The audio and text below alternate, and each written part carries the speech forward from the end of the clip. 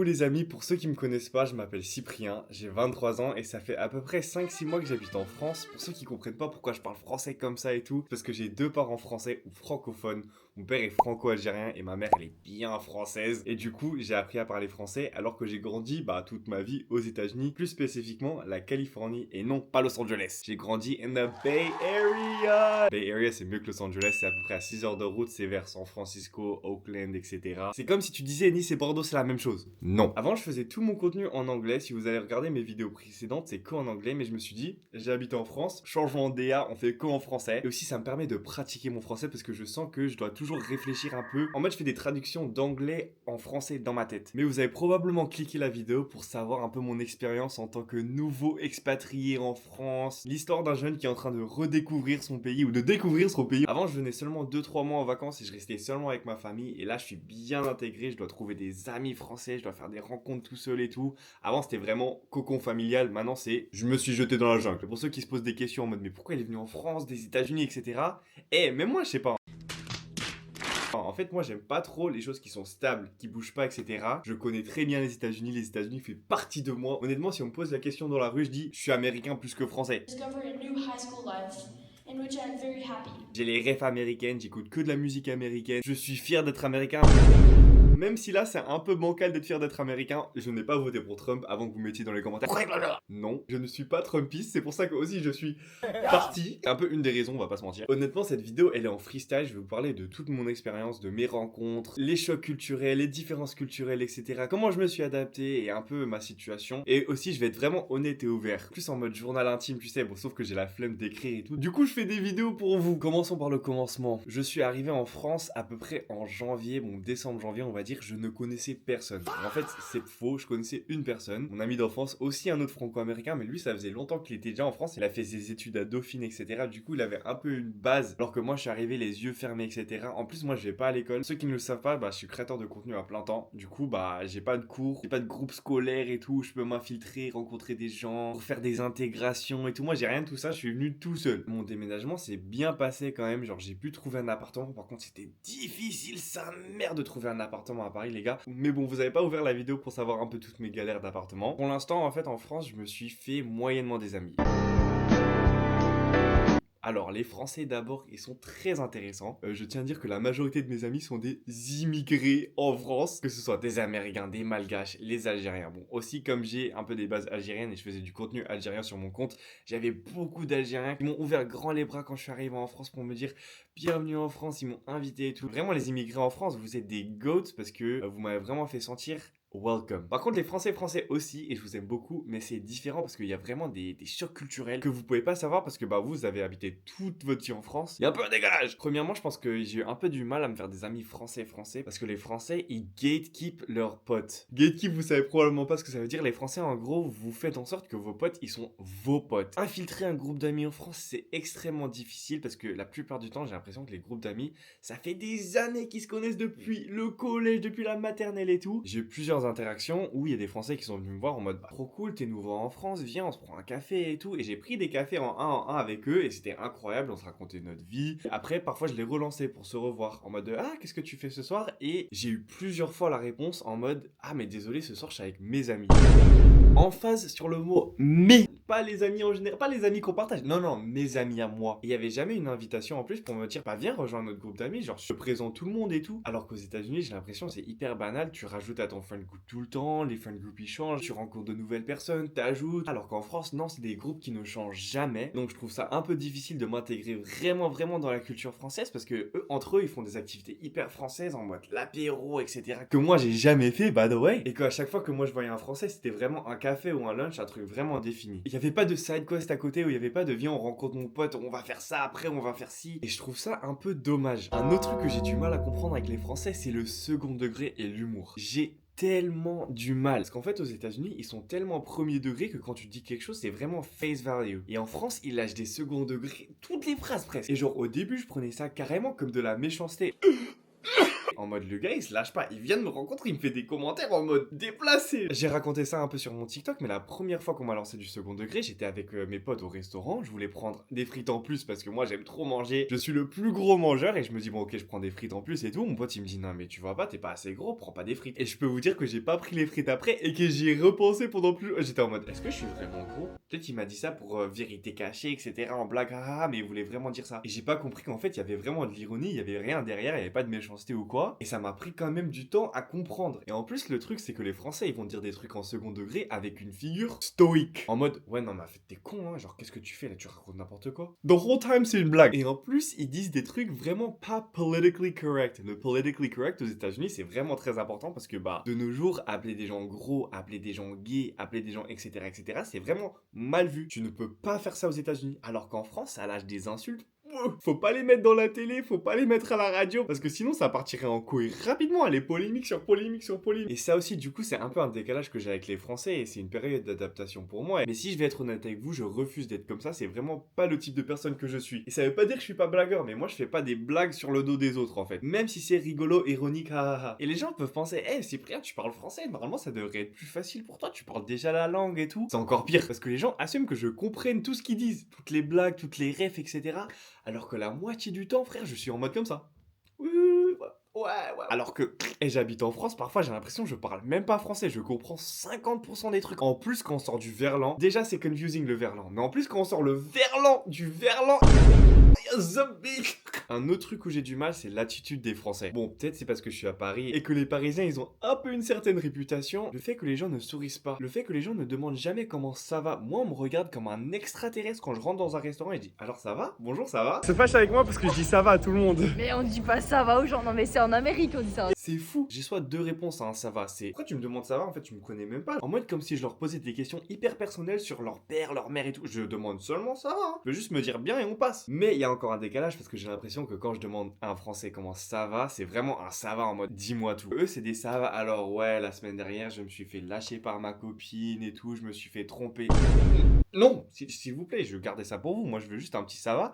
Comme ça, c'est plus humain. Alors que si j'arrive à la caisse du magasin et je donne les trucs et hop, vas-y, je me casse, ça fait robot, genre. Et la deuxième réponse, c'est que les gens, ils sont surpris. Ils sont en mode mais ouais, ça va, mais c'est incroyable. Et à chaque fois, ils savent que je suis pas français. Ils sont en mode les Français, ils me demanderaient jamais ça. Les relations en France, c'est aussi vraiment différent que les États-Unis. On parle bien juste des relations entre humains, pas relations amoureuses, etc. Bon, ça c'est un autre sujet, je vais y arriver. Mais les relations aux États-Unis, bon, on va pas se le mentir, c'est superficiel. C'est oh my god, hi, how are you? Et puis après, on se calcule plus. Alors qu'en France, j'ai l'impression qu'à chaque fois, c'est un jeu d'échecs. Alors je vais aller voir la personne, mais je vais faire vraiment attention et je vais pas avoir l'air trop ouvert, sinon on va croire que je suis vulnérable. Alors qu'aux États-Unis, on arrive grand ouvert, mais ça veut rien dire. Et en parlant de relations amoureuses, c'est hyper différent. Le 50-50 en France, yo, je vais faire des économies, hein, des grosses économies, hein. Parce que le 50-50 en France, c'est accepté. Alors qu'aux États-Unis, tu fais 50-50, t'as pas un second date, hein. Si je t'invite à un premier date, c'est moi qui invite, c'est moi qui paye. C'est quoi ce 50-50 en mode, non, en fait, je vais payer mes 14,68 €. Et ça aussi, les Français, vous êtes vraiment très H-love sur genre les paiements. En mode, c'est presque au point où si je demande un chewing-gum à un Français, il va me facturer 68 centimes. Mais bon, après, tu vois, ils ont pas tort. Mais ça aussi, j'ai pas compris aux États-Unis, c'est vraiment la mentale. You got me, I got you. Je t'ai, tu m'as. Un autre truc sur les relations en France, t'as pas besoin de dire ah c'est bon, on est copains copines, ou t'as pas besoin d'avoir un talk officiel pour dire ok, nous sommes ensemble, tu vas voir personne d'autre. Alors qu'aux États-Unis, c'est très nécessaire. Mon pote qui est aussi américain, il était vraiment habitué à s'asseoir avec la personne pour lui dire nous sommes ensemble. Alors qu'en France, tu vois une personne 3-4 fois d'affilée, vous faites des trucs ensemble, là c'est bon, vous êtes ensemble. Et du coup, il y avait vraiment des instants de très proche tricherie parce que mon pote il savait pas, il était en mode on n'est pas ensemble, on n'a pas eu le talk comme on dit. Alors que la française, elle est vraiment mais ça fait 3 semaines qu'on sort ensemble, comment ça on n'est pas ensemble? Du coup, encore une fois, des petites différences qui font un grand impact. Une autre chose, les Français, vous avez du cardio, hein. Moi, j'ai fait ma première soirée en France, là, récemment, peut-être il y a 2 semaines ou 1 semaine, et il faut que je vous explique parce que j'étais pas habitué à ce rythme de vie. En gros, on a commencé le dîner à 22h. De base, aux États-Unis, on mange le dîner à 18h. Du coup, moi, de 1h de l'après-midi où j'avais mangé mon déjeuner, à 22h, j'étais en train de manger mon propre estomac à l'intérieur de moi. J'avais tellement faim. Je comprends pas comment vous faites pour durer aussi longtemps sans manger. J'arrive au restaurant à 22h encore une fois. On est au restaurant 22h, 23h, 1h. On était au restaurant presque 3 heures. C'est fou, hein, parce qu'aux États-Unis, nous, on mange speed et on va à l'activité. Eux, non, on a pris notre temps, hein. Et c'était même pas un déjeuner avec les grands-parents et tout. En été, quand même, j'ai fait des déjeuners avec mes grands-parents, etc. Ça a duré du temps. Là, c'était entre potes et tout, on parlait. Et moi, j'avais fini mon assiette. Je voyais les autres, ils prenaient leur temps, ils mâchaient, ils parlaient. Leur nourriture, c'était pas une priorité. Alors que moi, quand je vais au restaurant, la nourriture, c'est la priorité. On est venu manger ou on est venu parler? Genre, on aurait pu parler à un parc. Boum, on finit notre dîner à presque 1h du matin. Et puis après, on sort en club. Je peux vous dire qu'on est resté au club jusqu'à 5-6 heures du matin. En plus, il y en avait qui partaient en after de 6h à 9h du matin. Les soirées aux États-Unis, elles finissent à 2-3 heures maximum, hein. Il était presque 2-3 heures, je regarde ma montre. Imaginaire. Ah, c'est bientôt l'heure de partir. Ah non, c'était le début de la soirée. Là, je voyais des bouteilles arriver et tout, les verres arriver à 3h du matin. Je me suis dit, bon, ok, je fais l'expérience française, mais je suis rentré chez moi à 6h du matin, je me suis endormi à 7h du matin. Je comprends pas comment vous faites pour continuer vos journées après, hein, parce que moi, j'étais KOHS pendant au moins 48 heures après la soirée, hein. Je me suis levé le matin prochain, j'ai fait mon TikTok. Allez le voir mon TikTok. Et j'étais à moitié là, hein. J'étais à moitié en train de faire mon TikTok, à moitié toujours saoulé, explosé de fatigue. Et les Français, ils font des soirées, ils rentrent à 9h du matin, petites 2 heures de sieste, puis après ils font leur petit jogging, puis après ils font leur petit café et tout, hein, comme si de rien s'était passé, hein. Sacrée initiation à la nightlife à Paris, hein. Oula. Nullement relié à toutes mes anecdotes précédentes, il y a un truc qui me choque aussi, c'est les magasins en France. Les magasins en France sont extrêmement différents pour plusieurs raisons. Vos œufs et vos laits sont pas au frigo. Le lait, deuxièmement, tu peux ouvrir un paquet pour prendre une bouteille individuelle d'un paquet ensemble. Ça, c'est fou aussi. Ça, j'étais pas habitué. Mais en vrai, je vois la vision, les Français, vous faites quelque chose là. Et finalement, ils sont tous fermés le dimanche. Non mais personne travaille le dimanche, ça c'est fou aussi pour moi. Et le dimanche les gars, la vie continue, hein. L'économie continue à tourner, etc. Je comprends pas pourquoi tout est fermé le dimanche. Moi j'ai l'habitude d'avoir des trucs ouverts 24 heures sur 24 tout le temps. Parfois j'ai faim le soir, je vais sur Google, je cherche ce qu'il y a ouvert, rien d'ouvert. Les Français, vous prenez vos week-ends et vos vacances hyper sérieusement. Et ça relie à mon prochain point que quand je suis avec mes potes en France, ils ne parlent jamais de travail. Et ça, honnêtement, c'est assez cool. Parce que vous savez vraiment différencier les heures de travail et les heures de détente. Alors qu'aux États-Unis, c'est tout le temps travail, consumerism, capitalisme, on parle tout le temps de travail et d'argent. Alors qu'en France, non, on est là pour enjoy life. Et honnêtement, ça, c'est une énorme raison pourquoi je suis venu aux États-Unis. Je l'ai pas dit avant, mais je vous le dis maintenant. En gros, moi, j'ai vraiment la mentale d'un Américain où beaucoup de choses dans ma vie revolve around money. Et je me suis dit que si je voulais vraiment vivre une vie épanouie, c'était très important pour moi d'avoir un changement de mental. Parce que juste avoir cette mentale argent, c'est très bien, mais je sais qu'il y a des gens autour du monde qui vivent différemment. Et si je me bouge pas le cul pour aller vivre et les voir directement, je pourrais jamais avoir ce changement de mental. Et du coup, c'est pour ça que j'ai déménagé en France, parce que je me suis dit, bon, les Américains font des choses de cette manière, on va voir comment les Français le font, parce que c'est très différent et on le sait très bien. Aux États-Unis, les stéréotypes français, c'est ils aiment pas travailler, ils font la grève. Et je crois pas que c'est ça en fait. Je crois juste que les Français savent de 1 se battre pour ce qu'ils veulent, et de 2 ils savent séparer les loisirs et le travail. Et bon, je sais qu'au début de la vidéo, j'étais en mode critique de la France, etc., les chocs, mais il y a beaucoup de choses que vous Français vous faites bien meilleur que les Américains, et je vais finir la vidéo sur ça parce que je pense que c'est très important et que je suis quand même très satisfait, même si c'est un peu de l'adaptation et c'est difficile pour moi dans un nouveau pays. Il y a vraiment beaucoup de choses en France qui sont mieux que les États-Unis. Premièrement, la carte vitale. Pas besoin d'explication, aux États-Unis tu payes presque 1000 $ par mois juste pour une assurance médicale. En France, carte vitale gratuite. Incroyable. 10 sur 10. La France, numéro 2, la nourriture. On mange tellement bien en France. En plus, c'est moins cher. J'ai jamais mangé un pain aussi bon qu'en France. J'ai jamais mangé des légumes et des fruits aussi bons qu'en France. En France, je mange tellement plus qu'aux États-Unis. Honnêtement, je me goinfre. Les saucissons, les fromages, le vin, etc. C'est le pays de la bouffe. Qu'est-ce que je peux dire? Je perds du poids. Alors qu'aux États-Unis, je faisais du meal prep. J'avais un planning structuré, etc. Et je prenais du poids. C'est fou de se dire à quel point il y a une différence. Et ça, je crois savoir parce qu'en fait, aux États-Unis, nos lois sur la nourriture sont tellement plus relaxes. Eux, ils ont le droit de mettre autant de pesticides, autant de sucre, autant de je sais pas quoi dans les plats. En France, c'est régulé et j'ai remarqué parce que en fait sur chaque emballage alimentaire en France, il y a le score A sur F, je crois, et ça c'est très bien, je valide. Encore une fois, validé. Numéro 3, les Français ne sont pas fake. Les Français, ils vont dire exactement ce qu'ils se pensent. Il n'y a pas de positive reinforcement. You're doing great, honey, oh my god. Non, c'est si t'es nul, ils disent t'es nul. Si t'es pas nul, ils disent t'es pas nul. Mais quand ils te disent que t'es pas nul, ça veut dire qu'ils le pensent vraiment. Et du coup, quand tu reçois un commentaire de quelqu'un en France, il y a de la vérité à chaque fois. T'as pas besoin de te dire ouais, il dit ça juste parce qu'il veut être... Non. Les Français, ils ont pas le temps d'être gentils. Ils ont seulement le temps d'être honnêtes.